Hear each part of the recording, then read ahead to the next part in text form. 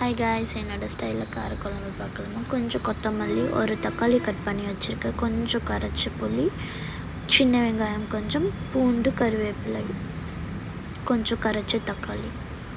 கடாய் எடுத்துகிட்டு கொஞ்சமாக oil add பண்ணிவிட்டு அது கொஞ்சம் ஹீட் ஆனதும் நம்ம அது கூட சுண்டைக்காய் வத்தல், கொஞ்சம் வடகம் வீட்லேயும் ரெடி பண்ணுவாங்க, இல்லை ஷாப்லேயும் ரெடிமேடாகவும் இருக்கும். யூஸ்வலாக காரக்குழம்பு, மீன் குழம்பு இதுக்கெல்லாம் வடகம் யூஸ் பண்ணிக்கலாம், நல்லாயிருக்கும் ஃப்ளேவர். அதனால் இதை தனியாகவே ரெடி பண்ணி வச்சுப்பாங்க.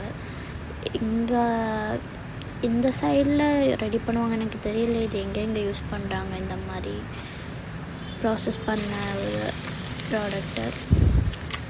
ஸோ ஆயிலில் ரெண்டுத்தையும் ஆட் பண்ணிவிட்டு கொஞ்சம் ஃபியூ செகண்ட்ஸ்லேயே நம்ம வெங்காயம், பூண்டு, கருவேப்பிலை இது மூணுத்தையும் ஆட் பண்ணி நல்லா வதக்கணும். நம்ம எந்த அளவுக்கு வதக்குறோமோ அந்தளவுக்கு டேஸ்ட் இருக்கும்னு சொல்லுவாங்க. இதை நானுமே ஃபீல் பண்ணியிருக்கேன் நிறையா டைம்ஸ். நல்லா எண்ணெய், அதே போல் ஆயில் நல்லா வச்சு அதில் வதக்கினா அது ஒரு டேஸ்ட்டாக இருக்கும். இன்கேஸ் டயட் இருக்கவங்க இல்லை ஆயில் விருப்பப்படாதவங்க கொஞ்சமாகவே மினிமலாகவே யூஸ் பண்ணி நம்ம ரெடி பண்ணிக்கலாம். ஸோ இது ஜாரில் நாங்கள் எப்பவுமே கல் உப்பு வச்சுருப்போம். நான் யூஸ்வலாக கல் உப்பு, உங்களுக்கு எப்பவுமே தெரியும், வீடியோ பார்க்குறவங்களுக்கு கல் உப்பு தான் யூஸ் பண்ணுவேன். ஸோ ஃபஸ்ட்டு மினிமலாக போட்டுட்டு அதுக்கப்புறம் டேஸ்ட் பண்ணிவிட்டு தான் நானுமே உப்பு போடுவேன். எனக்கும் கரெக்டாக தெரியாது, குவான்டிட்டி பொறுத்து உப்பு தேவைப்படும் இல்லையா. ஸோ வதக்கக்குள்ளே எப்பயுமே ஆட் பண்ணிவிடுவேன் மஸ்ட்டு, ஏன்னா அது சீக்கிரமாக வதங்குன்றதுனால.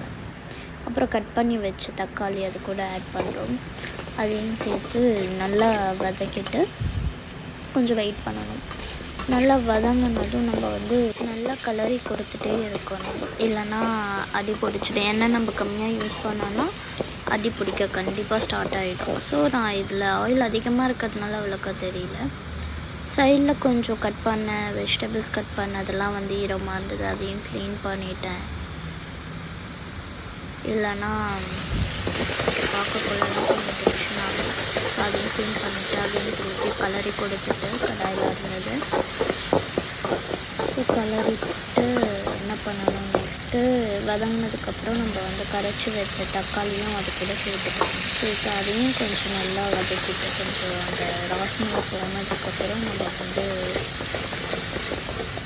இப்போவே உங்களுக்கு இந்த ஸ்டேஜ்லேயே ஒரு நல்ல அந்த ஒரு ஸ்மெல் நல்லா ஃபீல் பண்ணலாம். நம்ம என்ன குழம்பு வைக்கிறோன்றது இந்த ஸ்டேஜ்லேயே கண்டுபிடிச்சிடலாம். ஸோ இது கூட காரத்தூள் ஆட் பண்ணுறோம் 1 டேபிள் ஸ்பூன். அப்புறம் 2 டேபிள் ஸ்பூன் வீட்டில் அரைச்ச மிளகாய், இது கண்டிப்பாக வீட்டிலே ரெடி பண்ணி வச்சுப்போம்.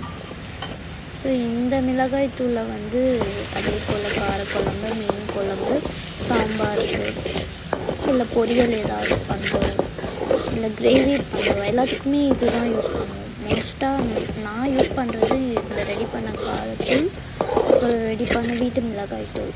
ஸோ இதை தான் மோஸ்ட்டாக எல்லாத்துக்குமே யூஸ் பண்ணுவோம். பேக்கடு ரேர் யூஸ் பண்ணுறது, சண்டே சமையல்ஸ் இந்த மாதிரி டைமில் பேக்கடு ஐட்டம் யூஸ் பண்ணுவோம் எப்பவுமே. ஸோ இது பார்த்திங்களா, எண்ணெயில் வதங்கி எண்ணெயே கொஞ்சம் திரண்டு வர டைமில் நம்ம கரைச்சி வச்ச புளி, கரெக்டாக ஒரு லெமன், பெரிய சைஸ் லெமன் அளவுக்கு நான் புளி கரைச்சி எடுத்துருக்கேன். இது கெட்டி வத்த குழம்புன்னு சொல்லலாம், ஷார்ட்டாக காரக்குழம்புன்னு சொல்லிடலாம். காரக்குழம்புலேயே நிறைய மெத்தட் இருக்கு இல்லையா. ஸோ இது மேலாக்கா ஊற்றிட்டோம்னா அடியில் அந்த புளியோடைய கொஞ்சம் டஸ்ட்டு பார்ட்டிகல்ஸ் அப்படியே இருக்கும். ஸோ அதை அப்படியே எப்பவுமே வச்சிருவேன் நான். புளி ஊற்றினதுக்கப்புறம் நல்லா கலக்கிட்டு நல்லா கொதிக்க வைக்கணும்.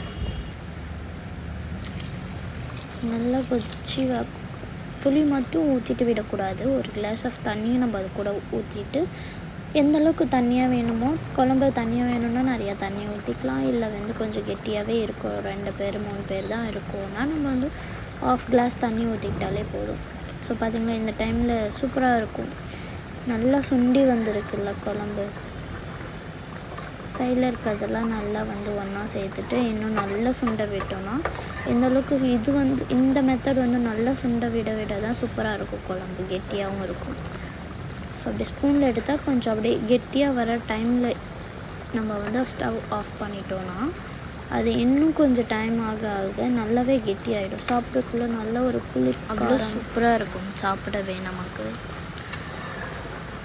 சாப்பிட்டக்குள்ளவே நல்ல டெம்ட் ஆகும். நெக்ஸ்ட்டு சாப்பிட்லாம் அப்படி குழம்பு ஃபினிஷ் பண்ணுற டைம் வந்துடுச்சு.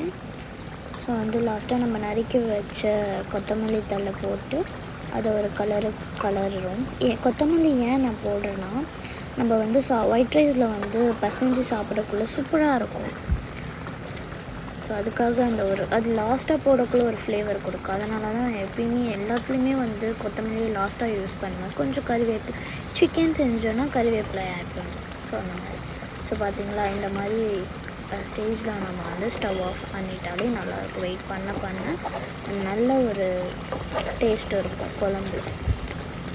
ஸோ இப்படி தான் நான் வந்து ரெடி பண்ணுவேன். காரக்குழம்புல இன்னொரு ஸ்டைலில் இருக்குது, அதையும் உங்களுக்கு அப்புறம் அப்லோட் பண்ணுறேன். ஸோ இது என்னோடய ஸ்டைல் எப்படி இருக்குது ட்ரை பண்ணுங்கள்.